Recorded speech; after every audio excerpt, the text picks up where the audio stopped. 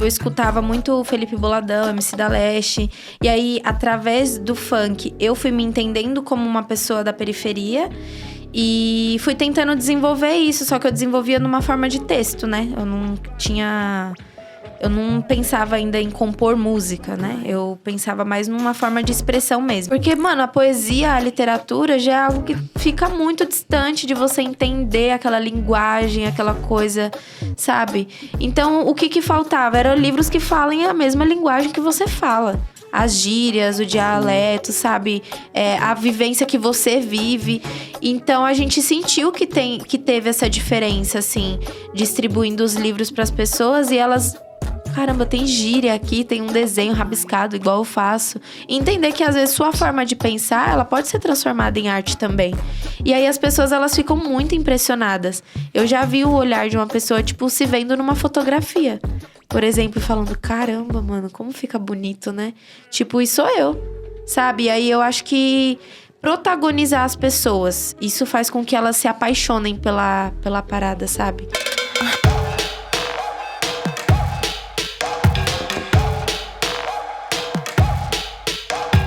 Salve, salve, quebrada! Está começando o nosso quarto episódio aqui no Comunica Favela. Então, para você que vai assistir esse episódio aqui, pedir para você deixar o like, se inscrever no canal e ativar o sininho. E hoje eu tô aqui com ele, né? Deusvaldo Pereira. Manda um salve aí pro pessoal aí. Salve, pessoal, beleza? É um prazer aqui estar novamente aqui no Comunica Favela. É nóis, estamos juntos. E nesse quarto episódio eu também trouxe um artista aqui. Ela se chama Nave Pirata. Ela que é multiartista, né? Produtora cultural, cantora e compositora, escritora também. Né? Seja muito bem-vinda, Leila. Manda um salve aí pro pessoal aqui.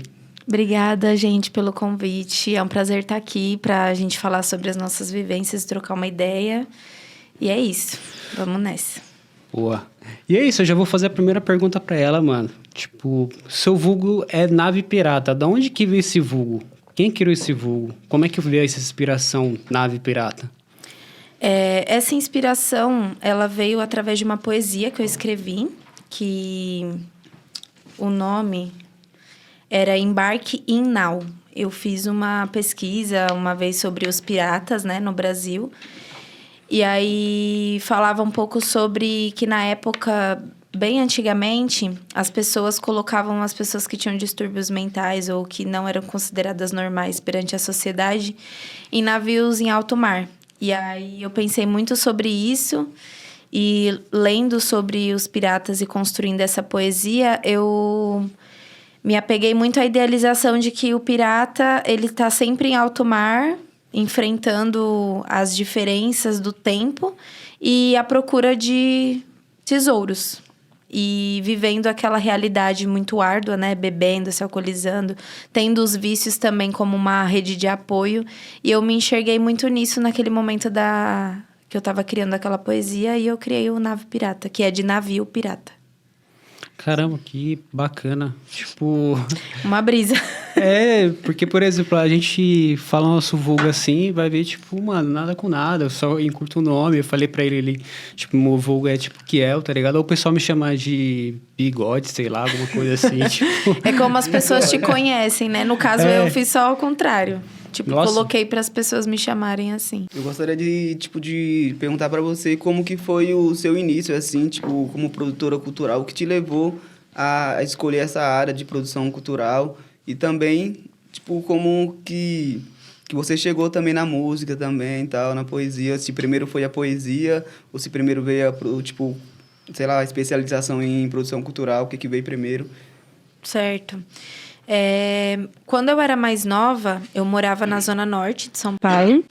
E aí, lá eu tive uma experiência muito com artesanato, com as artes cênicas. E também a música sempre foi uma coisa que me atravessava, principalmente o funk, né? E eu estou com a blusa hoje do MC da Leste. E foi através dele que eu comecei a escrever. Porque eu escutava muito o Felipe Boladão, MC da Leste. E aí, através do funk, eu fui me entendendo como uma pessoa da periferia. E fui tentando desenvolver isso, só que eu desenvolvia numa forma de texto, né? Eu não pensava ainda em compor música, né? Eu pensava mais numa forma de expressão mesmo. Aí eu comecei a escrever, aí... me mudei para cá, para a Zona Oeste, conheci pessoas que também faziam composição de música e tive uma, como é que fala? Uma cutucada que foi tipo assim, por que você não transforma suas poesias em música? E aí eu fui tentar essa experiência e acabou que eu gostei bastante de vivenciar isso. Era uma coisa muito diferente. Porque, geralmente, quando você escreve, você pensa muito nas palavras. E, normalmente, quando você canta, você pensa muito na vibe, no flow, na melodia, na métrica. Então, tipo, foi um desafio de juntar uma coisa com a outra. E isso durante os meus 16, 17 anos. Quando eu terminei o ensino médio, eu tava um pouco... Sempre fui muito... Como que eu vou dizer? Gostar de ser atarefada. Sim. Estudar, trabalhar, fazendo não sei o quê, fazendo não sei o que lá. Sempre estar cheia de coisas na agenda. E aí, eu decidi que eu já queria sair do ensino médio fazendo uma formação. Aproveitei que eu já tinha feito o Enem. Falei, vai ter que ser com essa nota aqui mesmo. E aí, eu consegui a bolsa em produção cultural. Antes, você não tinha, tipo, essa formação como uma graduação, né? Caramba, era tipo um tecnólogo, não? Ele ainda é um tecnólogo, porque na época que eu fiz era 2 anos e meio. Agora aumentou para 3 anos, mas uma graduação é só a partir de 4 anos, né?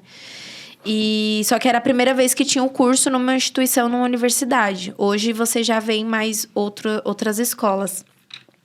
Aí entrei, pesquisei. Eu tinha passado, na época eu desenhava, aí me candidatei para artes visuais, passei em Minas Gerais, falei, putz, não vou, 18 anos, não tem como. Aí fui pesquisar, vi produção cultural, falei, mano, interessante isso, porque eu já escrevia, já fazia muitas coisas, só que você não sabe como transformar isso num produto. Se eu quiser fazer um livro, como que faz um livro? Aí, tipo, eu sei cantar, mas se eu quiser fazer um álbum, como que eu faço um álbum? E aí, vendo o resumo ali do curso, eu falei, eu acho que eu vou aprender a fazer isso. Tipo, talvez eu até tenha melhores ideias. E aí, foi exatamente isso. Eu entrei no curso, uma coisa super nova. No meu curso tinham pessoas da arte, tinham pessoas de outras áreas. Porque isso, era um curso novo, tava todo mundo tentando entender o que era aquilo. E fui conhecendo pessoas, aí na primeira oportunidade que eu conheci um edital, que é o Programa Vai, eu já tentei fazer um livro de poesia, que era o que estava mais próximo da minha linguagem artística.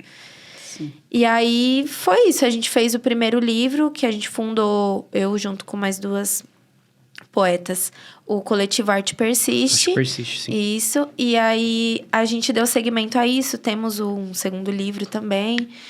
E foi a minha primeira criação, assim, como produtora cultural. Sim. E foi, basicamente isso. Comecei pela arte, depois fui pra produção. Foi um case, assim, tipo de sucesso, assim, você fez produção cultural, você tava vendo mais a parte técnica, falou, mano, sei cantar, sei fazer música, tipo, mexo com arte, só que vem toda a papelada, né, pra fazer, né? Sim. Eu queria, mano, antes de entrar nessa questão aí dos editais e tal, dos projetos, você falou que era um curso que você estava sendo ofertado pela primeira vez como um tecnólogo, então acredito eu que muitas pessoas, elas não tinham ideia o que era produção cultural. Eu mesmo não vim ter essa ideia de projetos de cultura, tal, de editais, há uns tempos aí atrás, uns anos atrás.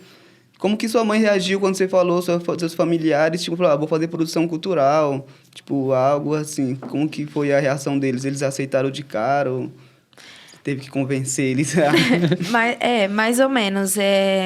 Como eu sempre fui muito independente nessa questão de o que eu vou fazer, por exemplo, todos os cursos que eu fiz de informática, de teatro, fui eu que cheguei nos meus pais e falei, tem um curso ali, eu quero fazer. Não era, eles que viam o curso e falavam, eu vi um curso para você fazer. Não, o interesse, ele partia de mim.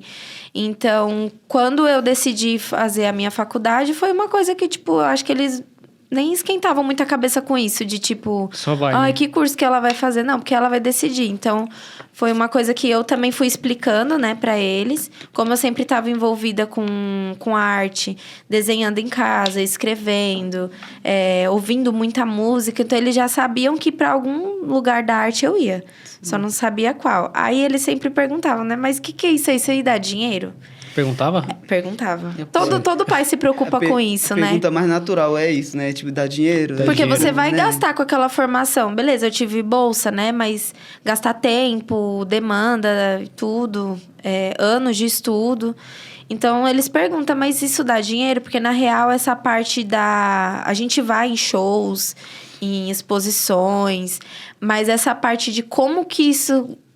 Qual que é o trabalho feito antes para isso, de fato, acontecer? Ela ainda é inviabilizada, mas antes era muito mais. Tipo, agora eu acho que a gente entende que ela é mais viabilizada porque a gente tá nesse lugar, né? De produzir coisas. Mas quando a gente não tá, as pessoas nem imaginam. Tipo, elas não se questionam. Quem que faz isso acontecer, Quem faz sabe? a pré? Quem organiza o que isso, tem que fazer né? antes? Tipo, isso Quem não é monta o uma coisa cronograma, né? pensada por todo mundo que consome arte.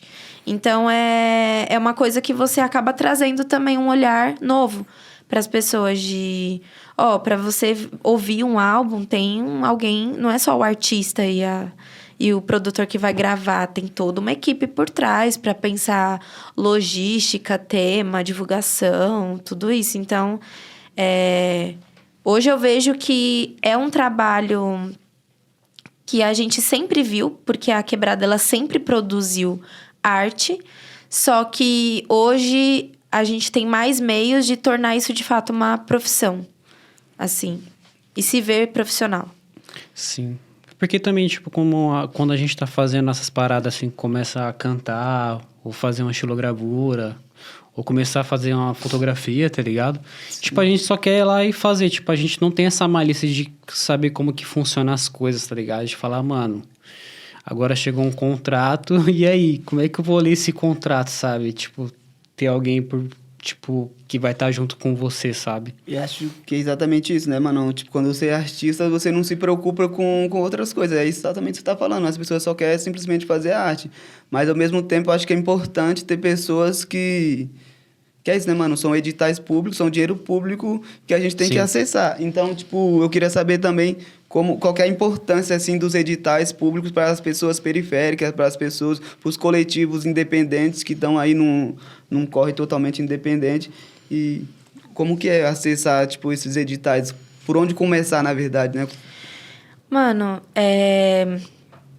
assim, partindo do ponto que, na real, essa informação de que existe dinheiro público que a gente pode usar para produzir nossas ideias, ela ainda é muito defasada. Tem muita gente que não tem essa informação, né? Então, eu acho que o primeiro é proliferar a informação. Mano, trombou artista, mano, você sabia que tem e tal? E, tipo, trocar uma ideia. Porque eu conheci assim, trocando ideia com uma artista, com uma produtora, no caso.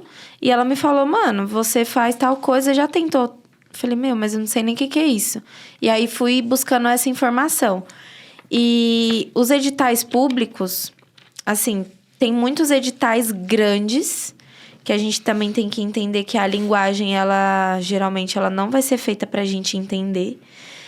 Então, é uma busca muito difícil para se inserir e conseguir produzir nossas ideias. Tem muita coisa que, às vezes, vai estar distante da nossa realidade. Tipo, até meios de pensar o seu projeto cultural.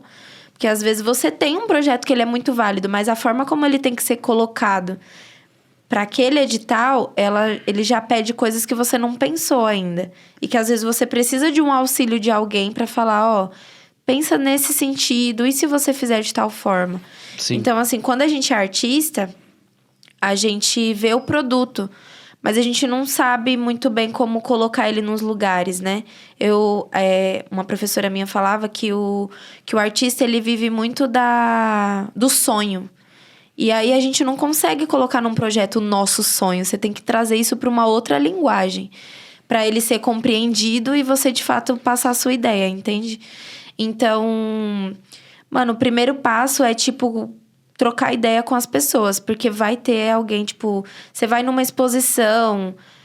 se você é uma artista de Quebrada, ser um artista que frequenta arte feita em outros territórios, não só no território que você mora. Porque você vai conhecer pessoas que têm a informação que você ainda não tem. tá ligado? E fazer ponte. Às vezes a pessoa tá... Vamos supor, você faz foto. Você cola num evento que a pessoa tá procurando um fotógrafo de quebrada que tem a visão que você tem. Mas, tipo, até... Como que vocês vão fazer pra se encontrar? É nesse network de frequentar os lugares e fazer ponte com outros artistas iguais a você. Tá ligado? Porque, na real, se a gente for esperar sempre uma instituição olhar pro seu trabalho... Ou uma empresa olhar pro seu trabalho e, tipo, falar... Nossa... Que incrível, eu vou contratar você, mano. É muito difícil.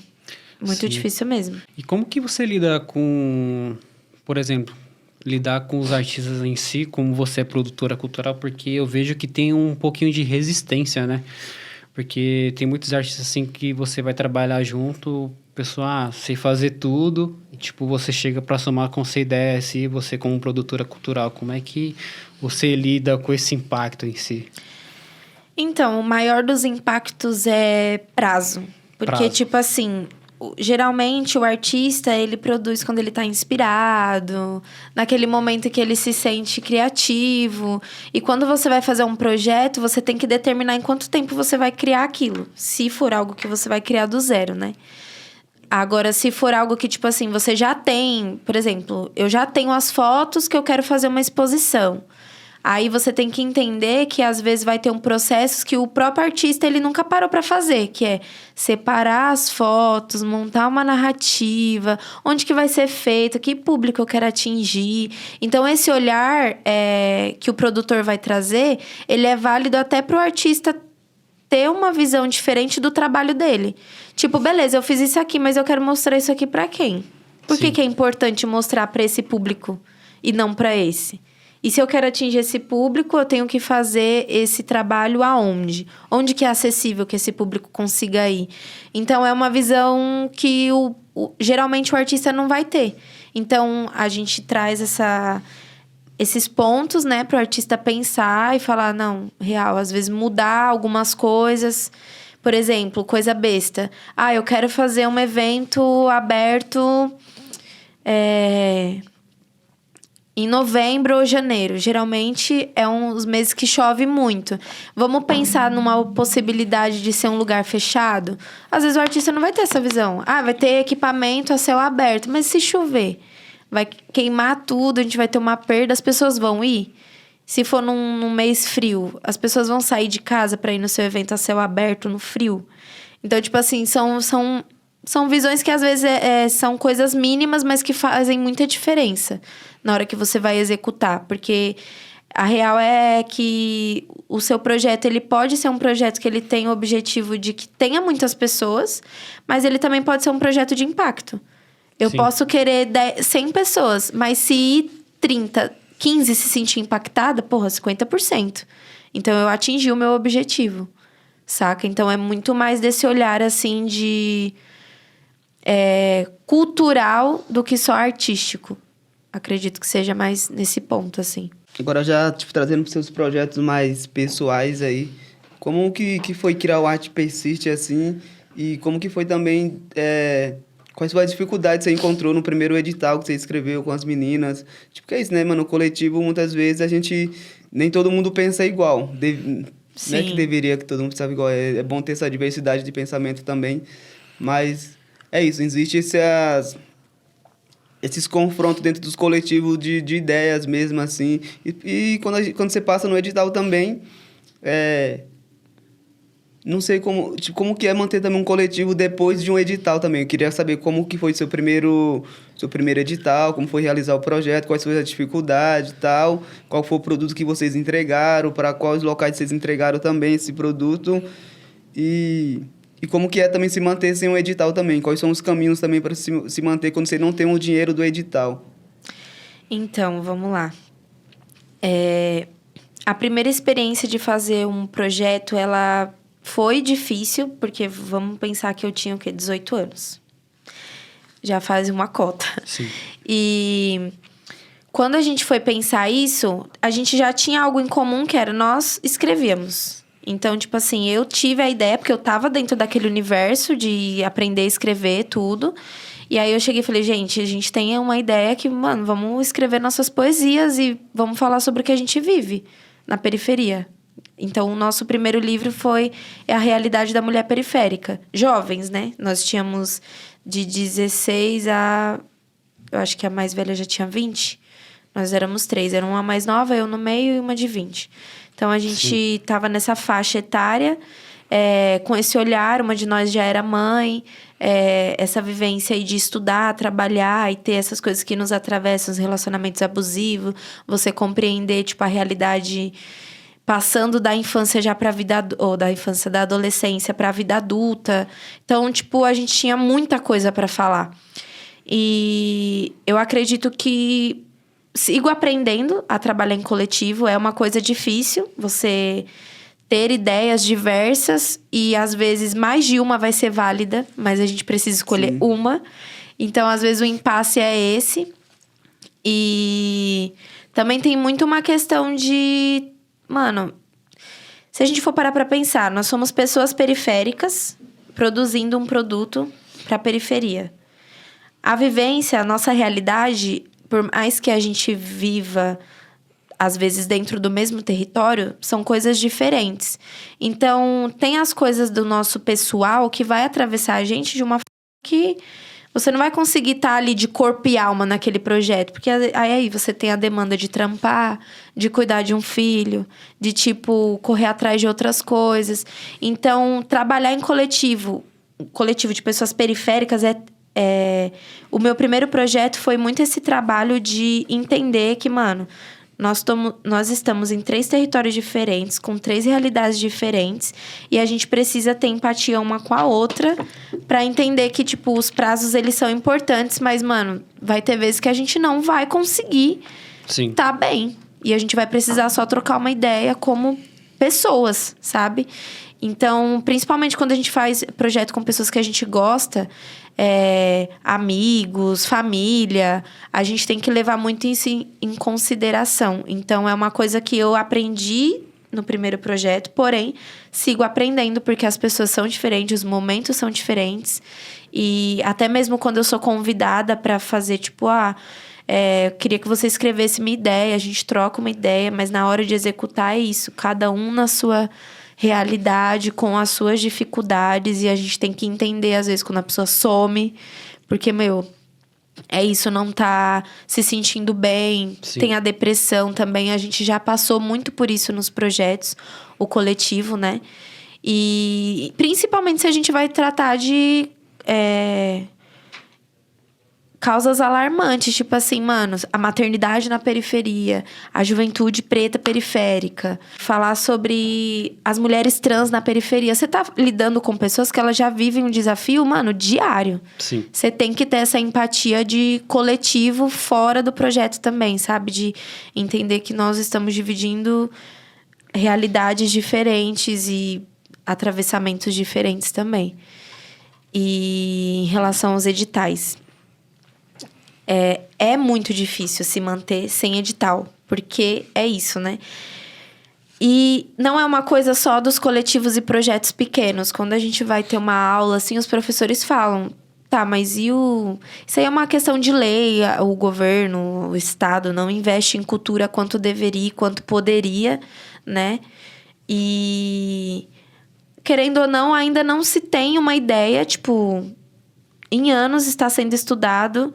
E isso tá. E quando os editais acabarem, o que a gente vai ter para manter a classe da cultura trabalhando?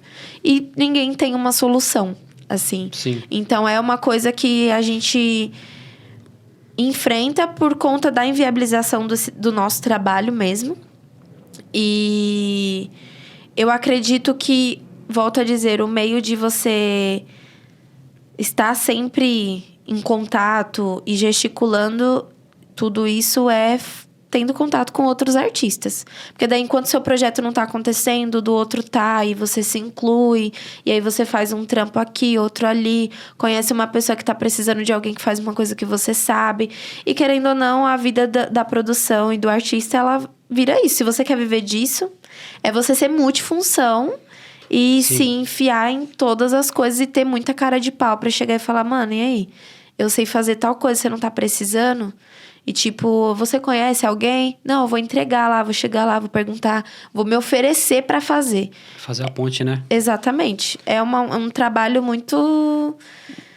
Mano, da malandragem mesmo, de você ter essa malandragem de chegar nos lugares e, tipo, oferecer que você é bom no que você faz, tá ligado? Eu acho que falta isso, mano, pra gente, tá ligado? Tipo, ter essa ousadia, mano, de...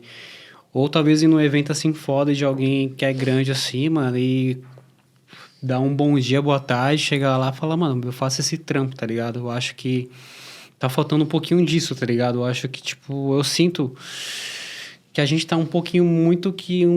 um pouquinho na bolha, assim, tá ligado? Da gente não saber mostrar o nosso trabalho. Não sei se você sente isso.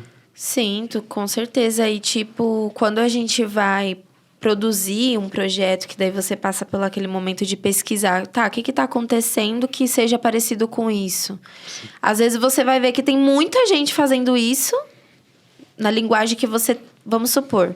A gente vai fazer uma exposição sobre... a vivência da juventude na periferia. Vai ter outros trabalhos sendo feitos dessa forma, mas qual que é o diferencial da sua perspectiva? Por que o seu olhar ele é diferente dos outros? E aí, tipo, a gente tem muita dificuldade, e isso vem de uma cultura de deixar a nossa autoestima baixa, de, tipo, não valorizar o nosso próprio trabalho, ou de falar que ele é muito bom, sabe? Sim. Ou de, tipo, você falar assim, mano, meu projeto, ele entra em tal lugar, tipo, num museu, sabe? Tipo, ele tem potencial pra isso. Às vezes a gente não tem autoestima pra isso. Pouco a gente tem autoestima de frequentar alguns equipamentos culturais. É raro você... A gente tem agora o Museu das Favelas, mas é raro você ver a comunidade da favela indo em museu. Porque, tipo, é isso. A gente se sente sem autoestima pra frequentar alguns lugares. A orquestra, música clássica, são coisas que a gente não consome. Porque, tipo, a gente não se sente pertencente. Então, tipo, tem muito essa... Hoje a gente vive nessa parte da arte contemporânea, de juntar uma coisa com a outra, de ressignificar coisas.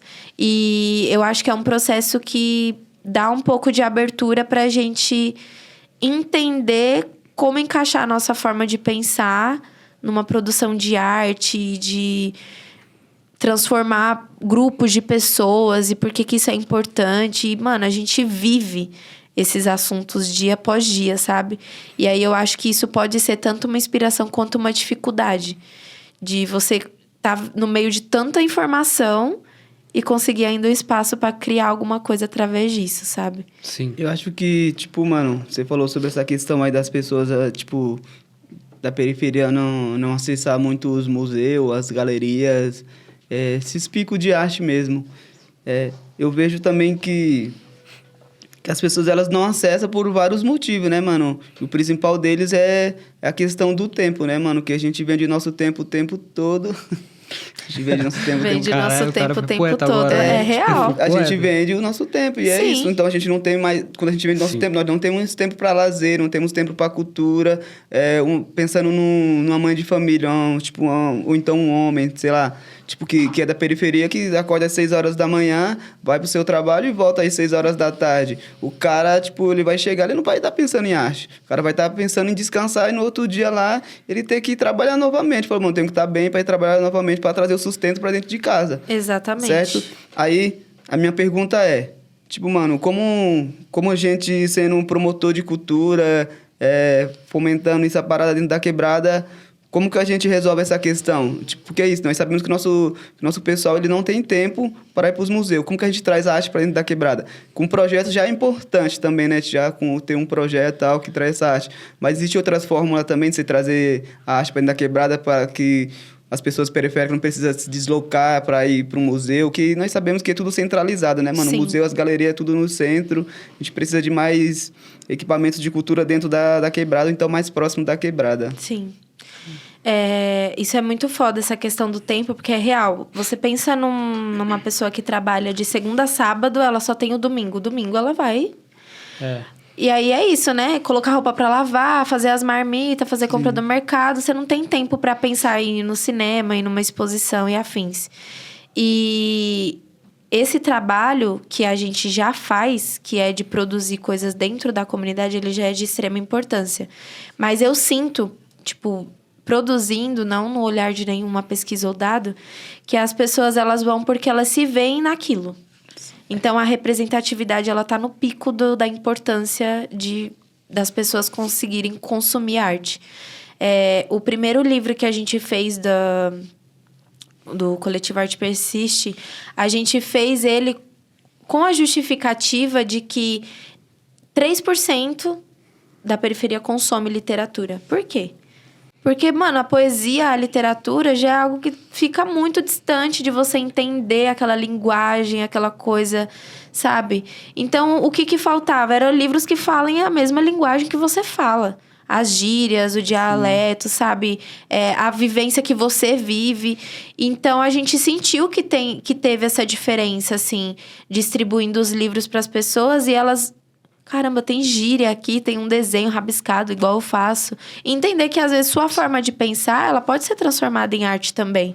E aí, as pessoas, elas ficam muito impressionadas. Eu já vi o olhar de uma pessoa, tipo, se vendo numa fotografia. Por exemplo, falando, caramba, mano, como fica bonito, né? Tipo, isso sou eu, sabe? E aí, eu acho que protagonizar as pessoas, isso faz com que elas se apaixonem pela parada, sabe? Sim. E aí, sintam interesse ou descubram de uma coisa. A gente vive nessa realidade que a gente trabalha muito e tem muitas questões pessoais que atravessam a gente no convívio com a família, nas nossas relações de afeto. A gente perde um pouco a essência do que a gente é, além do trabalho, das coisas de casa. Você se pega, mano, pensando... Caramba, passou 10 anos que eu fiz tal coisa. O que eu gosto de fazer? Não sei. Porque você vive nesse sistema, automático, nesse sistema. Exatamente, o sistema totalmente automatizado. A gente não pensa mais, só acorda, vai pensa. trabalhar. E sair dessa zona de conforto para você fazer uma coisa nova gera ansiedade, dá esse embrulho no estômago. Tipo, caramba, mano, eu vou ter que sair da minha casa e ir lá pra tal lugar pra ver uma coisa que eu nem sei se eu vou gostar. Não vou. Sabe? E aí você repensa e você não vai. Agora, se isso tá acontecendo ali dentro do seu território, você vai comprar pão. Você viu aquilo acontecendo, você vai ficar curioso, mano. Sim. Pra, tipo, ir lá ver. Vai nossa, lá ver, é o pessoal que cresceu aqui. Vou lá ver o que tá pegando. Você chega lá, você já conhece uma coisa nova, já se interessa e você descobre que você gosta daquilo. Então, tipo assim, o movimento que os jovens na periferia estão fazendo é uma coisa que o Estado deveria estar fazendo, sim, sabe? Se preocupando, porque na real cultura deveria ser uma coisa básica, assim, o lazer. Porque, tipo, a gente pode ver até pela pandemia o quanto a cultura salvou as pessoas, né? Daquele surto psicótico, assim, de viver aquela realidade. Uma coisa que a gente via em filmes. Então, a arte, ela salva as pessoas em vários sentidos.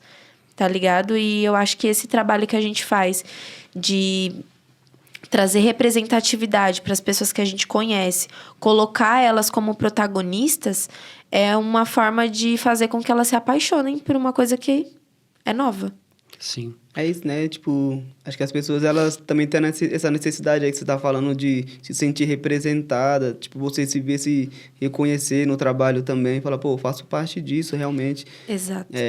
Eu acho que é sobre isso, mano, tipo, porque é isso, quando a favela, muitas vezes, a gente vai nesses grandes museus, nessas galerias aí, tem trabalho lá que a gente não se sente reconhecido, tipo, a gente não se sente no trabalho, a gente não se vê no trabalho. Sim. Então, isso é ruim também, porque eu acho que as galerias também, elas têm que ter essa preocupação também na hora de fazer os curadores, né, mano, na hora de fazer uma curadoria, de pensar também no público que vai, é óbvio, né, mano, que o público, sim, deles a maioria são um público elitizado e tal, mas tem que ter essa abertura também para um público periférico também, porque é isso, né, mano? A gente vai lá, a gente se sente representado, a gente vai querer voltar.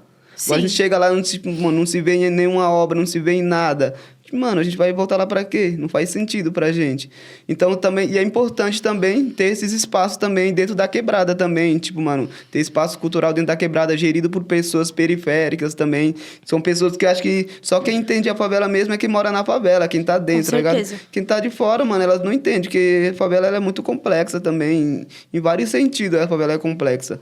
Então, Eu acho que tem que ter também a favela também produzindo para a favela. Também isso é importante, a favela produzir para a favela. E você, enquanto artista, também tá se preocupando com isso, né, mano? Com essa questão. Tipo, eu vou produzir, mas para quem que eu tô produzindo? Qual é meu público-alvo? Tá ligado? Tô produzindo para as grandes galerias, tô produzindo simplesmente pelo dinheiro, ou tô produzindo porque eu quero que as pessoas do local onde eu moro, do território onde eu moro, elas vejam essa arte e se sinta representada. Porque o trabalho também eu acho que é sobre isso, não é simplesmente você produzir pensando em ganhar dinheiro. É igual você falou, a arte ela tem um poder de salvar. Tipo, e eu acredito que a arte ela mudou minha vida de alguma maneira. Então, quando a gente começa a produzir arte com essa perspectiva aí de produzir para o território, eu acho que isso é bem importante. Mas só para fazer uma pergunta, você acha que a arte salvou sua vida? Você acha que a arte ela transformou sua vida de alguma maneira? Eu acho que completamente, porque, na verdade, eu vejo isso nas pessoas ao meu redor. Eu acho que qualquer artista que é da periferia, ele encontra a arte como uma forma de fuga ou de se entender. Sim. Então, acaba sendo uma necessidade humana, assim, você encontrar alguma coisa que preencha aquilo, sabe? E eu, através da escrita, era como se fosse, vamos supor, você tá sozinho num lugar e você precisa conversar com alguém. Só que você não sabe organizar seus pensamentos, que às vezes é uma coisa que te pega muito forte, né? Numa situação bem vulnerável. E quando você escreve, é muito bizarro, porque a experiência que eu tenho com a escrita é de ler e entender como é que eu tô sentindo aquilo. Porque daí quando você lê em voz alta e você fala, caramba, eu usei essas palavras, é porque a parada tá mais forte do que eu imaginava. E isso vai muito do que eu aprendo, que quando a gente fala, as coisas se tornam verdade. Então,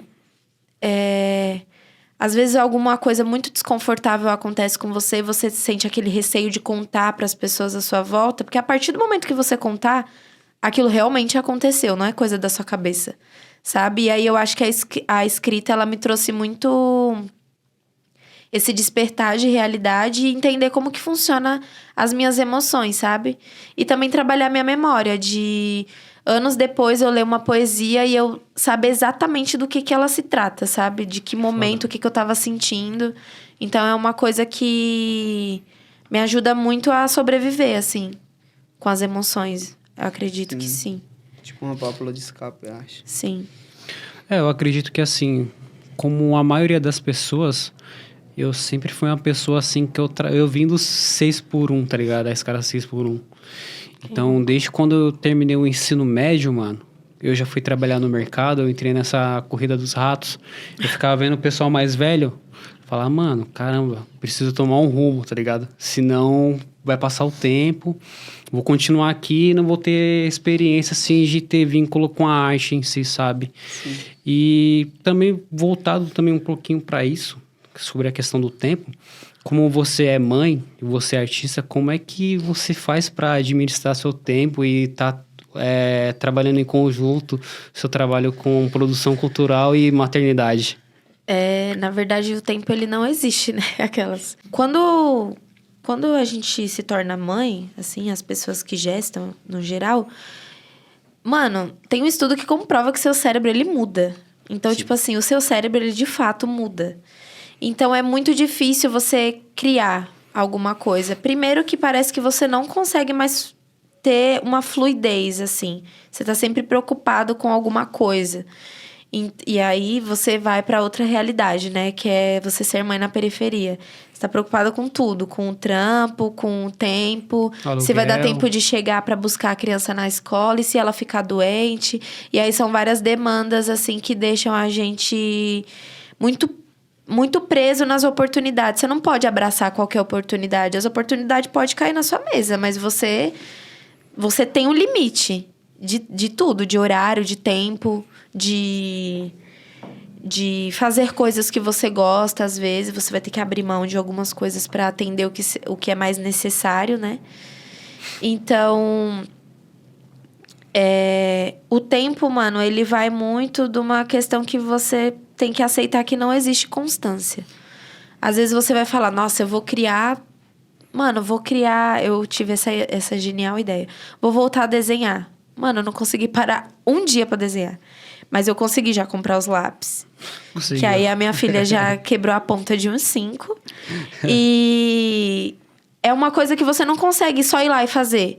É um passo pra frente, 2 pra trás, aí vai de novo. E aí, tipo, aceitar que não existe uma constância.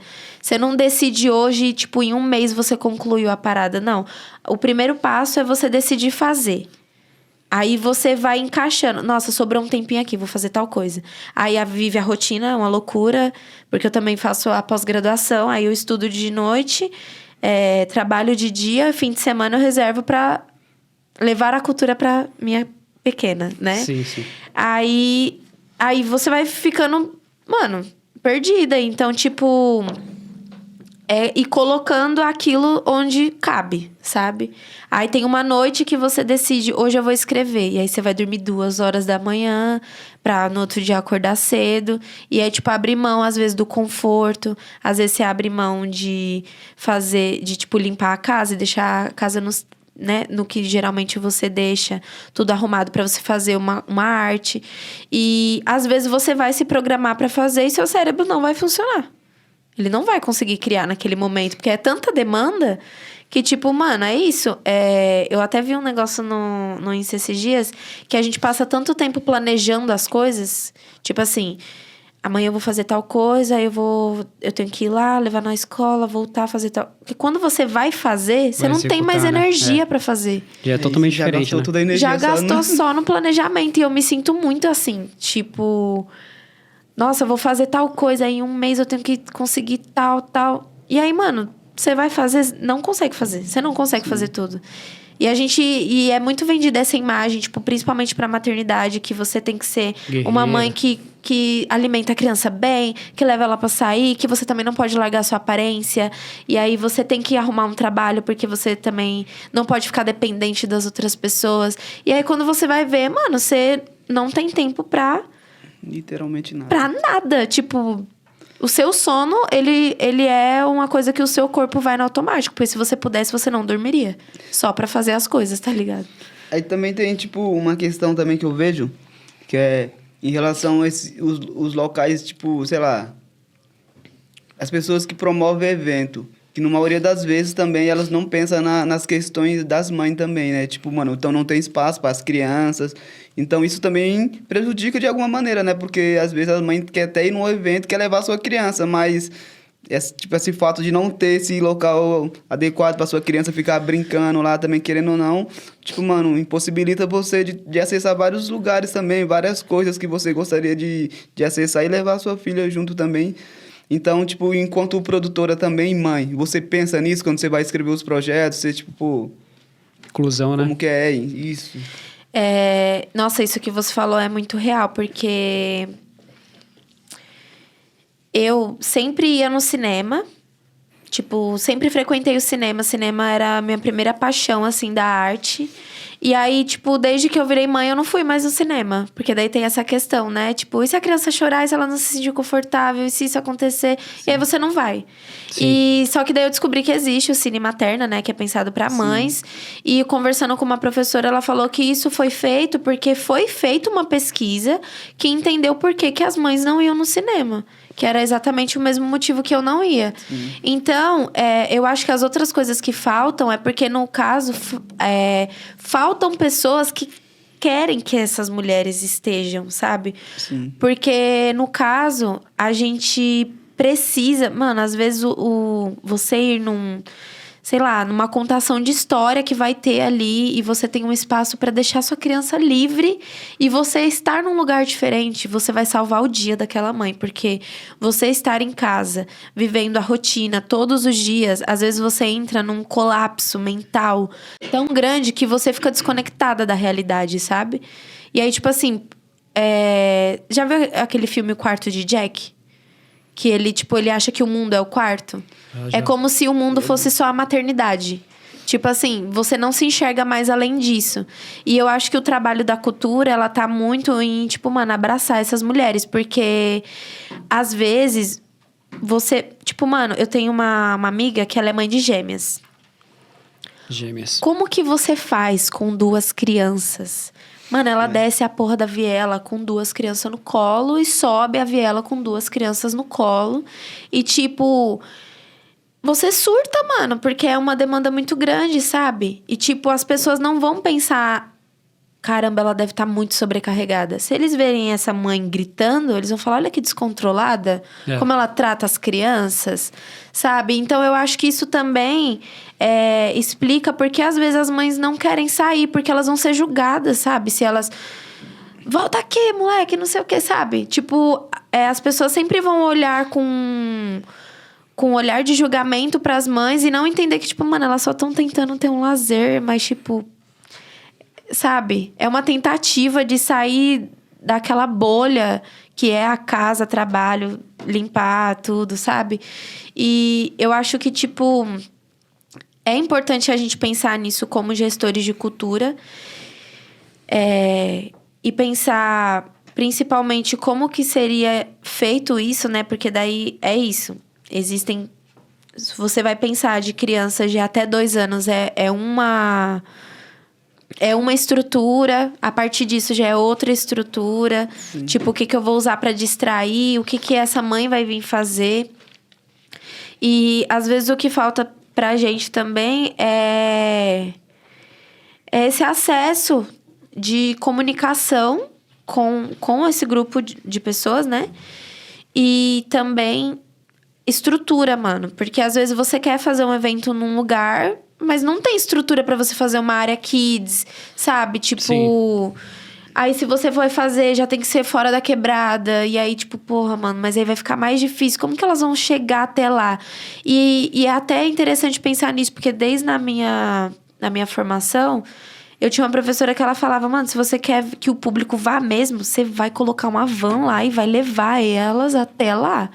E, tipo assim, eu acho que nesse caso seria Mano, tipo, sim, eu quero muito que você esteja, sabe? E eu acho que precisa muito desse reforço, assim, de mostrar que, mano, é importante essas mães saírem dessa bolha da maternidade. Porque muitas vezes elas não saem porque parece que é irreal, assim, mas a culpa, ela atravessa as mães de qualquer forma. Se você levar a criança pra sair, em vez dela ficar em casa e lá ela cair, machucar, um machucado feio, a mãe vai se sentir culpada. Sim. Se ela sair, esquecer o guarda-chuva, voltar pra casa, tomar a chuva com a criança, ela vai se sentir culpada. Então, tipo assim, é uma forma de trabalhar mentalmente de que tudo bem você se permitir falhar algumas vezes. Eu acho que a sociedade exige uma perfeição muito... perigosa, sabe? Para as mães. E é isso, você tá sempre se reafirmando e procurando como se equilibrar nessa realidade. E mesmo assim não deixar de ser você. Mas é isso, a falta de constância vai nessa questão também. Vai ter vezes que você vai estar se sentindo ótima, outras vezes nem tanto, e outras vezes pior ainda. E você só tá sobrevivendo e lidando com o que é possível, tá ligado? Você falou isso aí, eu lembrei até do autismo, mano. Nossa, que, tipo, a parada do autismo, pra nós hoje, tipo, hoje em dia, assim, bora tá falando sobre isso, tá ligado? Tipo, antigamente, tipo, sei lá, 5 anos atrás, era uma coisa assim, mano, ninguém sabia o que era, sim, sabe? Tipo, eu acho que é um desafio também até, né, mano? Agora você imagina mães de crianças autistas. E periféricas. E periféricas. Nossa, mano. Você entende? Que, tipo assim, mano... acesso, né? São várias camadas, assim. E aí, tipo, pra você pensar em cultura, é isso. A gente tá numa responsabilidade muito grande. Porque quanto mais você quer abraçar as pessoas, mais sim, recurso você precisa. E aí, você precisa estudar mais. Porque pra você chegar naquele edital que vai investir 2 bilhões no seu projeto, você tem que, mano, ter muita malandragem de saber como criar isso, tá ligado? E eu acho que é uma parada incansável. Você tá estudando pra, tipo, conseguir construir alguma coisa que você fala, realmente, agora eu acho que eu tenho algo que eu consigo, sabe? Não abraçar todo mundo, porque é impossível, mas, tipo, 80% ou 70% já é uma coisa, sabe? Você fez primeiro o Arte Persiste, depois do Arte Persiste você fez... Não, quer dizer, o coletivo Arte Persiste, você fez Ela Nua e Crua... E depois vocês fizeram outro livro. Foi Ela Nua e Crua 2? Isso. A segunda edição só que falando sobre a realidade da mulher trans periférica. Porque a gente fez o primeiro livro, é isso, eu tinha 18 anos. E quando a gente fez o primeiro livro, a comunidade trans foi ficando mais visível, né? Dentro dos assuntos sobre cultura também. Aí eu me toquei e falei, mano, a gente não conhece artistas trans. Tipo, o que tá pegando que não tá chegando até a gente, sabe? Tipo, por que a gente não conhece? Eu já tinha uma amiga do ensino médio, que é uma mulher trans. E aí, eu conversei com ela sobre isso. Falei, mano, você sente falta de, sei lá, ler uma coisa ou consumir algo que fale sobre o que você vive? Porque aí volta no que eu tinha falado, sim, né? De você se olhar e se ver. E ela falou que sim, né? Porque, tipo, ela também escrevia muitas coisas da vivência, da transição, desse processo. A mesma pegada que eu, de usar como um suporte, né? De sobrevivência. E aí eu falei, mano, a gente precisa fazer um livro e a gente precisa conhecer essas mulheres, porque a gente não conhece. E aí é um outro processo, é uma outra camada de realidade, assim. E dessa vez a gente não entrou como criadoras, né? A gente idealizou o livro, mas a gente só produziu, que a gente já sabia dessa parte, né? De mandar impressão, de fazer a diagramação. E aí a gente só convidou as escritoras, porque daí é isso, né? A gente não estava no nosso lugar de fala.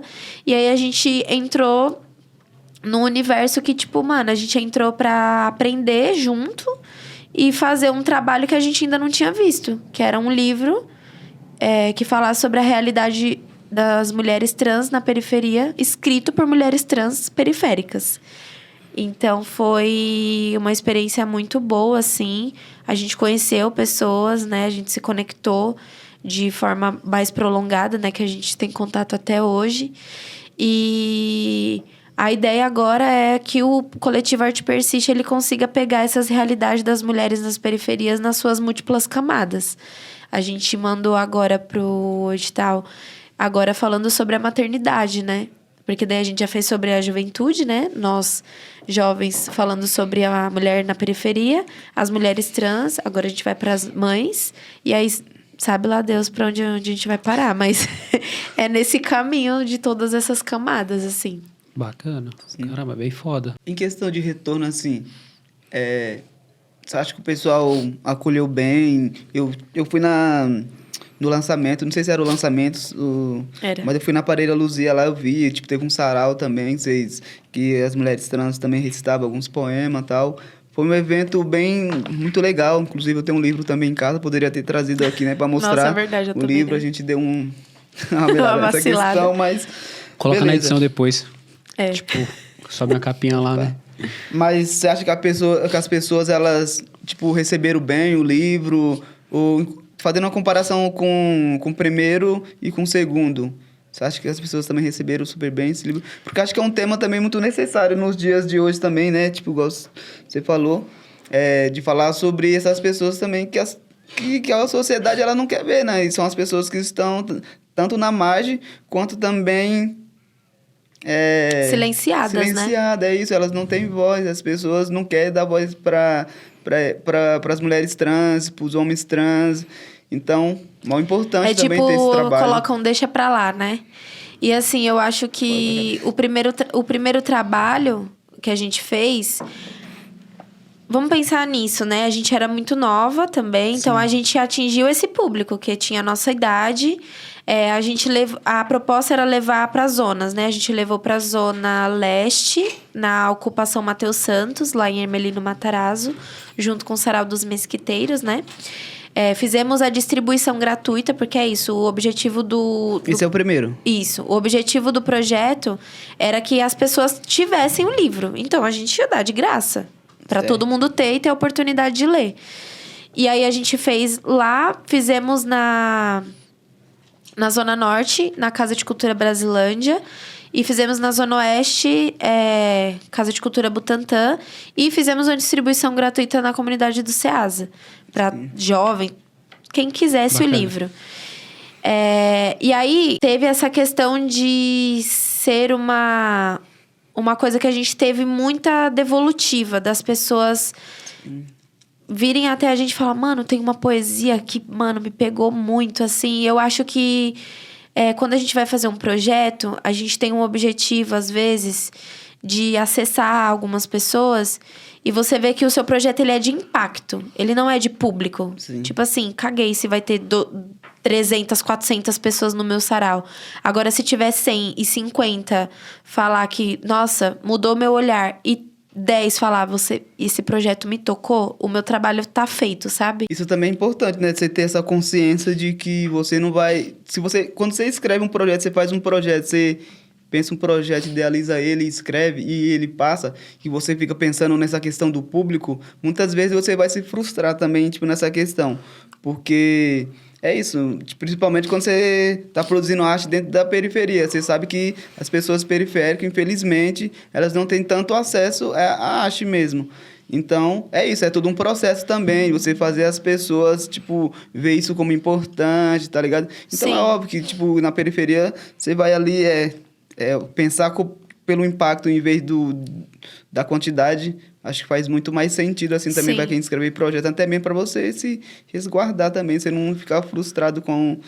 não vem ninguém pro meu projeto, pô... Sim, eu acho que vai muito do objetivo do projeto. Tipo assim, qual que é o objetivo? O seu objetivo é que seja um show visto por um público de, no mínimo, 200 pessoas. Sim. Aí, como que eu faço para atingir isso? Agora, se o meu objetivo é conscientizar as pessoas sobre a realidade da mulher periférica... E aí eu já sei que eu acessei isso. Sim. Quando eu vejo que as pessoas retornam com essa devolutiva, entende? Então, vai também de como a gente escreve essa ideia. Para ver se seu objetivo ele foi atingido ou não. Porque o público ele é importante, mas como ele é acessado, também é. Porque a gente teve uma devolutiva de que as pessoas queriam dar o livro de presente, sabe? Tipo, nossa, eu quero dar esse livro pra uma amiga minha, eu acho que ela vai gostar. E aí a gente dava 2, dava 3, e a pessoa, tipo, pegava o dela e presenteava outras mulheres. Então, tipo, isso foi muito simbólico, sabe? Tipo, mano, a pessoa vai dar o livro de presente pra uma pessoa que ela gosta, porque é isso. Virou um objeto de afeto, né? Sim. De dar aquela oportunidade de ler aquele texto. E no Ela Nua e Crua 2... a segunda edição das Mulheres Trans, a gente, como a gente tava com uma questão de, tipo, mano, a gente tá produzindo, a gente não é idealizadora, então a parte do lançamento foi uma coisa que foi, tipo assim, conversada para elas acharem qual que era o melhor lugar para fazer esse lançamento. Por ser um lugar que é muito... o Aparelho Luzia é muito frequentado por pessoas trans também, e mais centralizado também, querendo ou não, acessível para quem... eu não vou, tipo, conseguir levar uma grande parte de pessoas para uma comunidade que ninguém conhece ou que ninguém mora nessa região. Sim. É mais fácil eu levar para o centro, sabe? Para que um lugar que geralmente já frequentam, para ter esse acesso. Então, foi mais pensando nisso. E por ser um trabalho que, mano, querendo ou não foi feito pra gente. A gente foi uma mão para fazer um trabalho de um outro público, com um outro público, né? Então, tipo assim, as meninas, a gente entende que o nosso impacto real, ele foi conquistado porque impactou a vida delas. Tipo, caramba, eu escrevi um livro sobre a minha vida. Sim. Eu tô falando sobre o que eu sinto. Então, a gente já teve um impacto na construção do livro. Ele não precisava nem ser distribuído, sabe? Ali a gente já tinha algo muito significativo. Sim. Mas o fato delas também presentearem as suas amigas, a Patrícia Borges, no caso, que era uma das escritoras, que é cofundadora de várias casas de apoio, as pessoas desabrigadas que vivem em situações de violência, colocar isso na biblioteca do espaço. Então, tipo assim, foi exatamente... Às vezes você planeja o projeto e você não sabe para onde ele pode ir, né? Sim. Mas quando ele vai tomando caminhos naturalmente, você fala, nossa, então era esse caminho que, tipo, eu não saberia pensar nisso, sabe?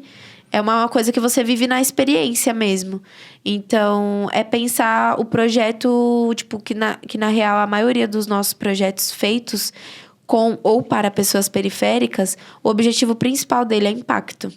Sim. E não quantidade de pessoas, né? Para você que chegou até aqui, né? Vou pedir para você deixar seu like, se inscrever no canal e ativar o sininho. E qual conselho que você daria para aquela pessoa que tá na quebrada, aquela mãe que tá lá, que quer realizar um projeto em si, tá um pouco estagnada por conta da rotina, ou quer voltar, sabe? Fazer algum projeto cultural, ou voltar a fazer aquilo que mais ama, tá ligado? Pedir ajuda para outra mãe. Ajuda para outra mãe. Conhecer outra mãe artista e trocar uma ideia real, porque na real a gente é uma grande corrente. As mães ajudam outras mães, então o meu conselho seria pedir ajuda para uma outra mãe que você vê que já é mãe há mais tempo, tem mais experiência, mais vivência, e falar, olha, eu preciso sair dessa bolha. O que você me aconselha? Qual é o seu primeiro passo? Porque eu acho que a troca de afeto em si, ela já ajuda a caminhar, sabe? E aonde o pessoal pode encontrar seus trabalhos, acompanhar suas redes sociais? No Instagram, é onde eu sou mais ativa. É @nave, NAV, _pirata. E lá eu posto algumas coisas, os trabalhos que eu faço junto com alguns coletivos, coisas autorais, tem lá um destaque só de poesia. E também tem o @artepersiste, que é do coletivo, para acompanhar os nossos trabalhos já feitos e futuramente feitos também. E é isso, pessoal. Ficamos por essa. Até o próximo episódio, até o 5º episódio. Quem gostou, novamente, deixa o like, se inscreva no canal e ativa o sininho. E é isso. Até a próxima. Falou, família.